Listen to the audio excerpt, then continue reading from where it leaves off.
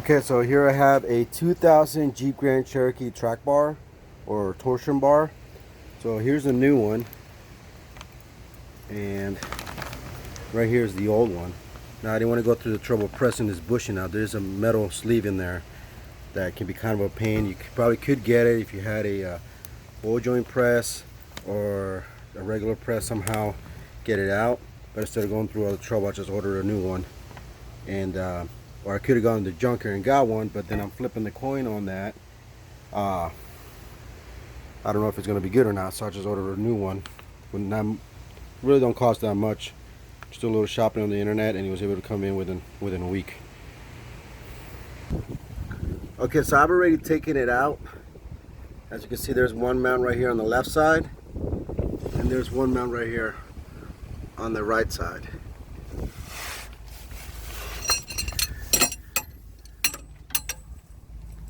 Right there is one mount, and then here's my frame bushing. You can see how shot it is. And I did have to take, I don't have to take that one out, but I did have to take this one out right here. As you can see right there, you just wedge a screwdriver on the side of it, like 2 screwdrivers or a small pry bar, and you just wedge it. It's kind of like a pain in the butt, back and forth, and eventually it should come out. So I did get a new one. There's the old one right there. Obviously you see what kind of shape it is. And I did get a used one from the junkyard, so there it is. So I'm going to go ahead and put this track bar up in there. This bolt right here is going to be an 18mm bolt, and to get that bolt out, you do have to remove that bushing for it to come out. There was a guy on the internet that actually cut that bumper, which is not a good idea. It's there for a purpose. Like I said, you can't get it out. So to get this bolt out, because it's going to go from the back of the car towards the front, I did have to take that out. And then over here, there's a castle nut, a locking nut inside the other side of this bracket, furthest point away from me as I'm looking at it right now. There's a nut back there, so all I have to do is just slide my bolt from the front towards the back, and it should line up.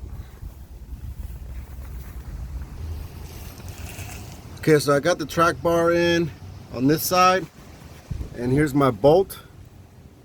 It's actually a 15mm, and then you just slide it in between the axle, just kind of wedge it.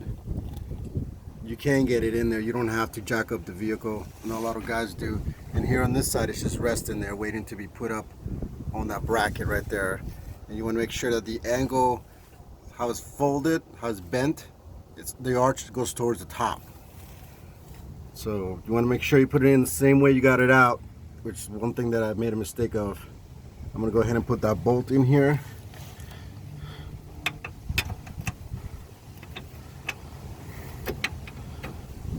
I'm going to pause this for a second. Okay, so I got that in over here on the track bar. I got that in first. And then what I noticed is the frame must have shifted a little bit. So I had a hard time getting this one lined up. There's the bolt from the back. It's got a bracket on it. So when you put the nut on, it's only going to turn so much. You don't have to hold it back because of that bracket. You want to make sure the bracket is facing downward.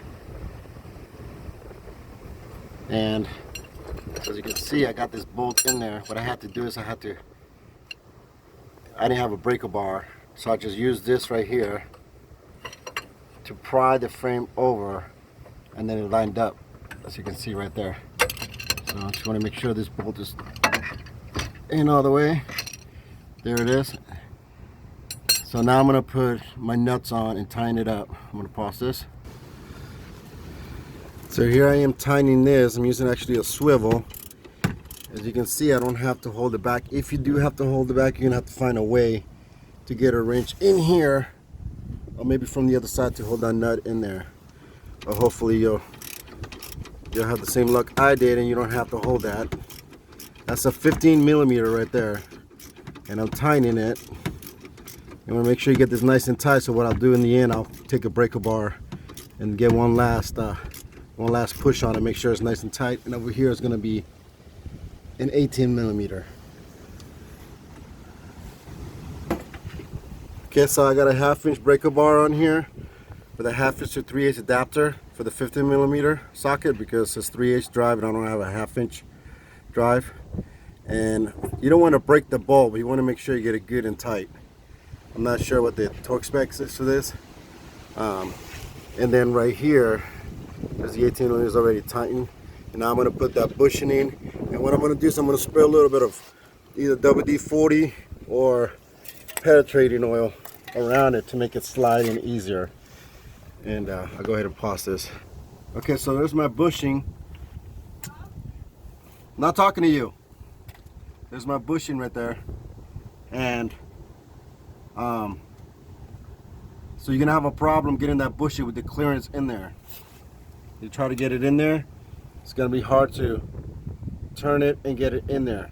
So you either gotta get a jack and lift up the frame away from the front axle, or you're gonna have somebody just push up on the left side of the car, which should give you enough clearance. Now I did spray a little bit of lubricating oil around it, so it made it a lot easier. Jump on it. And then as I put it in, okay, I put that pry bar in to wedge it, and that pushed it up enough. So I didn't need a jack after all. Okay.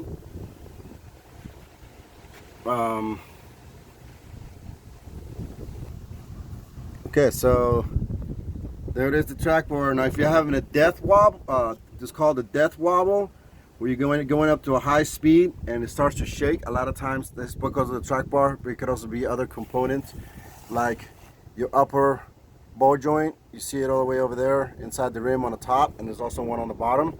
Those have been replaced on this one. It could be a tie rod. It could be a stabilizer bar right here going across. But most of the time it's going to be that track bar right there. So I know there's a couple of videos that other guys posted online, but they used a lot of tools and ratchets and jacks and stuff, and this way I was able to do it without a jack, no ratchets or anything, just a little bit of extra help from my kid. And so hopefully this video will help you guys out. Just do me a favor and hit the like button or subscribe, and hopefully this you guys will be able to use this video right here. I did have another track bar for a Jeep Wrangler, but that arch right there that you see that I'm touching right now, it's a lot higher, and it was hitting my oil pan. So a buddy of mine had one laying around, so I wasn't able to use that. So this one has less of an arch, and it's actually made for a Grand Cherokee, so it fit a lot better. And that's it. Don't forget to grease your ball joints, guys. If you have a cert fitting on your ball joints, like this one right here that I'm touching, on your tie rods, obviously I need some grease, so make sure you get some grease in there. And if you can, purchase tie rods and ball joints that have good cert fittings on there, because it lasts a lot longer. And yep, there's another one of those bumpers. I do have an extra one. You see how dry rotted it gets. That's just from hitting bumps real hard, and it just gets deteriorated through time and dry rotted. So I do have another one. I'll put it in and make sure it looks like that one. All right, thanks for watching, you guys. Good luck with your job, and let me know if you have any questions, okay? All right, thanks.